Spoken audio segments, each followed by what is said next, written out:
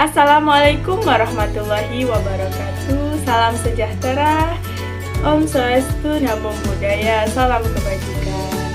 Hai, seperti peribahasa, tak kenal maka tak sayang, tak sayang maka tak tahu.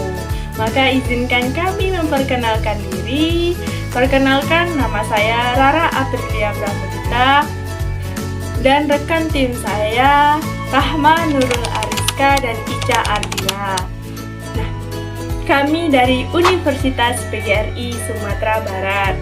Pada kesempatan kali ini, kami akan menampilkan sebuah video sebagai media pembelajaran inovasi di era digital yang mewujudkan dan mendukung merdeka belajar.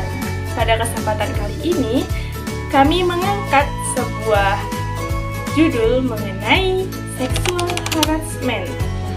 Banyak sekali kita temukan atau kita mendengar kasus-kasus seksual harassment. Apa sih kasus seksual harassment ini yang membuat kita menjadi prihatin? Kasus seksual harassment ini merupakan segala tindakan yang berbentuk verbal maupun non-verbal yang mengacu kepada segala aktivitas seksual. Menurut kalian, seksual harassment ini terjadi apakah hanya di tempat sepi, malam hari, ataupun di tempat-tempat sunyi?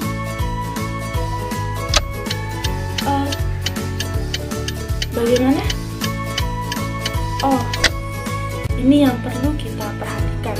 Ternyata seksual harassment ini tidak hanya terjadi di saat malam hari. Ternyata kebanyakan seksual harassment terjadi pada saat siang hari dan pada saat ruang publik. Ternyata tidak hanya di dalam saat kesepian, ternyata di lingkungan yang ramai. Nah, seksual harassment ini terjadi pada jalan umum. Jalan umum ini bagaimana? Misalkan ada seorang perempuan sedang berjalan di depan sekelompok laki-laki, lalu dia melewati dan dia mendapatkan tindakan berupa siulan, bahkan godaan yang bernuansa dengan seksual, itu sudah termasuk ke dalam seksual harassment.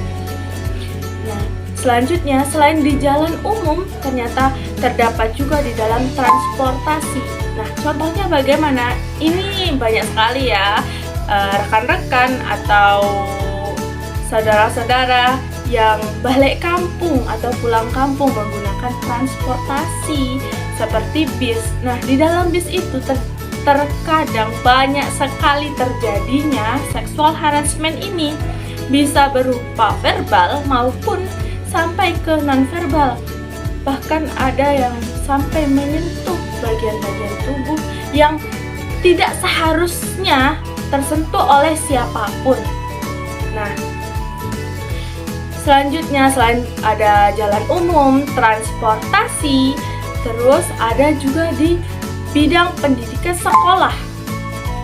Sekolah ini bisa dialami oleh pendidik maupun peserta didik.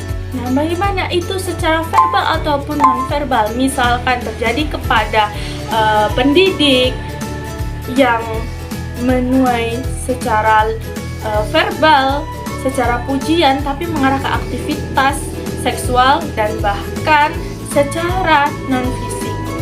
Tapi kebanyakan kasus itu terjadi kepada peserta didik. Selain di sekolah, ternyata di lingkungan kampus itu bisa terjadi loh. Nah, bagaimana itu? Nah, banyak sekali berita-berita kasus-kasus yang menjelaskan terjadinya atau memberikan informasi mengenai terjadinya seksual harassment. Misalkan kita dapat kemarin di Universitas Riau atau di setiap universitas atau bahkan di mana tidak hanya di lingkungan masyarakat, ternyata di lingkungan kampus juga terjadinya seksual harassment. Banyak sekali mahasiswa yang menjadi korban, bahkan secara fisik dia menuai tindakan-tindakan yang tidak pantas diterima, misalkan di saat bimbingan skripsi atau bahkan di saat-saat yang lainnya dalam proses perkuliahan. Oke, nah ternyata tidak hanya di lingkungan masyarakat ya, rekan-rekan, saudara-saudara, ternyata ini dapat di lingkungan pendidikan juga. Lalu di dalam Komnas Perempuan tahun 2021, pelecehan seksual atau seksual harassment ini mencapai 338.496 kasus. Kok bisa ya? Bagaimana bisa terjadi? Nah, kamu bertanya, kamu nanya. Nah, ini dia jawabannya. Nah, seksual harassment terjadi karena adanya faktor penyebabnya. Yang pertama itu seksual harassment terjadi di masa lalu. Nah, karena kejadian masa lalu itu menimbulkan pelaku ingin melakukan kembali. Terus yang kedua, kekerasan ini atau pelecehan ini terjadi karena kelainan yang ada di dalam pelaku atau kelainan seksual yang diderita pelaku. Nah, selanjutnya ada juga faktor penyebabnya karena kekurangan pengawasan atau kontrol dari orang tua, sehingga pelaku dapat secara lancar untuk leluasa melaksanakan aksinya. Nah, selanjutnya cara berpakaian. Nah, bagaimana tidak di zaman sekarang digital, modern, kalau tidak mengikuti fashion, nah itu dianggap tidak keren. Oleh karena itu, pengaruh pakaian yang digunakan itu dapat memicu terhadap keinginan pelaku untuk melakukan sebuah aksi-aksi seksual harassment ini. Nah, selanjutnya karena kebiasaan yang dilakukan oleh si pelaku, kebiasaan menonton ataupun melihat situs-situs yang terlarang. Nah, lalu apakah pemerintah hanya diam saja? Ataukah pemerintah sudah memberikan sebuah penanganan? Nah, pemerintah sudah memberikan suatu penanganan dalam menghadapi seksual harassment ini. Banyak sekali undang-undang yang mengatur adanya penanganan atau pidana mengenai seksual harassment ini. Upaya pemerintah itu dapat kita lihat dalam salah satunya Undang-Undang Nomor 39 Tahun 1999 tentang hak asasi manusia. Nah, juga mengatur perihal hak warga negara untuk bebas dari kekerasan seksual.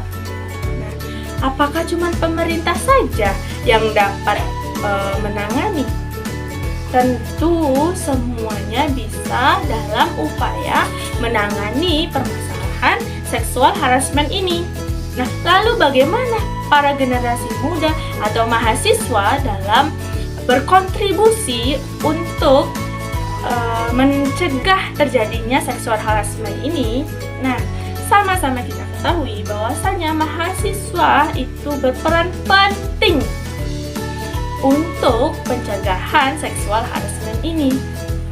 Nah, salah satu peran pentingnya itu sebagai agent of change.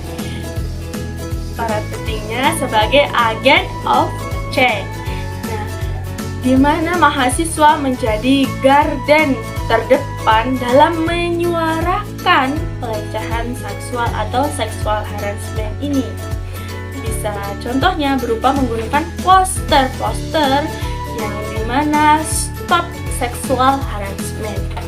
Nah, selain itu juga membentuk suatu wadah untuk penyaluran korban ataupun penyaluran pengaduan terhadap korban seksual harassment ini.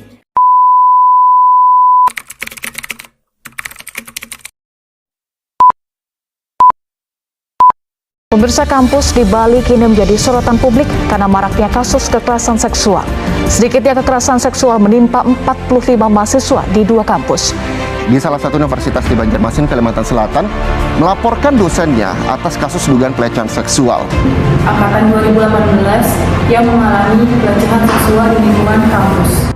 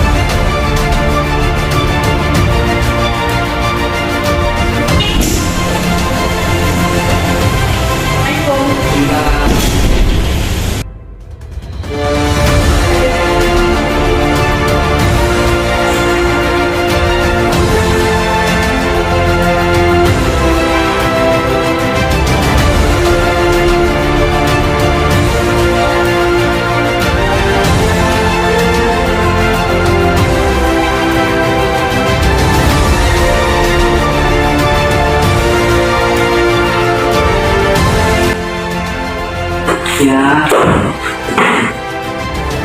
Ani, sekarang kelihatan ya. Ya. Nah, baiklah rekan-rekan dan saudara-saudara, sekian video pembelajaran yang dapat saya sampaikan. Semoga bermanfaat. Dan sebelum saya tutup, saya akan memberikan education mengenai 5D. Nah, 5D ini merupakan salah satu upaya pencegahan yang dapat kita lakukan untuk menangani seksual harassment. Nah, yang pertama itu ditegur, yang kedua dialihkan, yang ketiga ditangkap, yang keempat dilaporkan, dan yang terakhir atau yang kelima itu ditenangkan. Oke, sekian.